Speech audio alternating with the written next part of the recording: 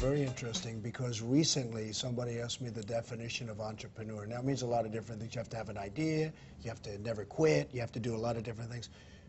But something I've added over the course of the last few years, you have to be able to withstand pressure. I know a lot of people that are very smart, that have great ideas, everything's good, but they can't handle pressure. And if you can't handle pressure, you cannot be a great entrepreneur. I think you almost have to thrive on it. You know, like you say, you have to do what you love. But I think I do it, there's a lot of things that I do and you do, I don't love. I do it because of the challenge of it. Because without that, I do it for the pressure. It makes me stronger, better, smarter. I know if I solve this problem, I'll be smarter at the end of the problem. So I think that's what the pressure that I like about this is because we're creating out of nothing. You know, when you created this building, there was nothing. And you said, now there's going to be a building here. And you go, wow. Well, the word pressure is very interesting, and we're going to be doing a book together called The Midas Touch, and a lot of that book is going to be devoted to the word pressure. Right. Because if you can't handle pressure, you cannot be successful, really, in my view. Right. Almost successful at all, let alone very successful. Right. So you have to be able to withstand and handle pressure. Well, the book, The Midas Touch, you know, came from the idea that how come some entrepreneurs get rich, but most don't. And what the book is about is what you do and what I do that gives the edge to whatever we do. Because there's a lot of authors, a lot of entrepreneurs, a lot of guys on television, a lot of guys in real estate.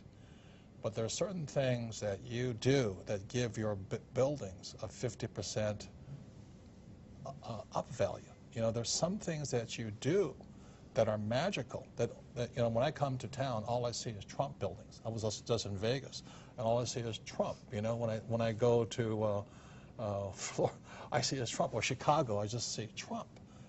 And that's the magic of what the Midas Touch is about. There are certain things that you and I do that gives us the edge over the ordinary entrepreneur. For example, The Apprentice. How much is that worth? I mean, you know, not just for the television show, but how much was it worth to the overall Trump brand? No, The Apprentice, by the way, for me has been a great, oh, it's just a great story. Well, because nobody thought it was going to be successful.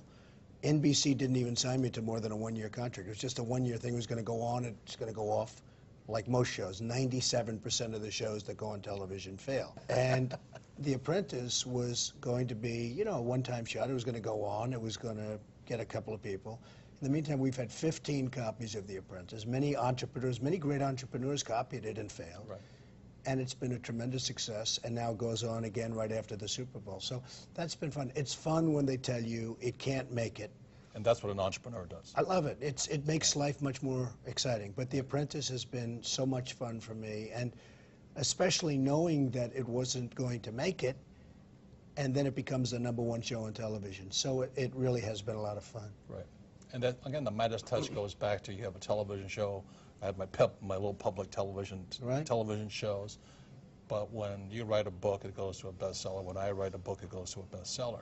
That's the Midas Touch. And Robert, remember this. You wrote one of the biggest selling books of all time. Personal finance, right? Right. And who the hell knows who you are? Who knows you? Who knows this guy? But now they know him. And well, I think I helped you. You did, yes. You know, it was very interesting. Larry King is a great guy, and he wants me on his show all the time, only because I get ratings. If I didn't get ratings, forget it. And one day, Robert's up in my office, and he hears me telling Larry, I will not do your show. And Larry is a very persistent guy. Please do it, because I get ratings. Please do it, please do it. And that was the end. I said, I'm not doing it. And then Robert said to me, I've never been able to get on Larry King. I've never, ever, with this huge book, he's never been able to get on. And I called Larry back. I said, you know what, I'll do your show. Because I realized all of a sudden, in other words, you made me appreciate what I had. Yes, that's part of the Midas Touch.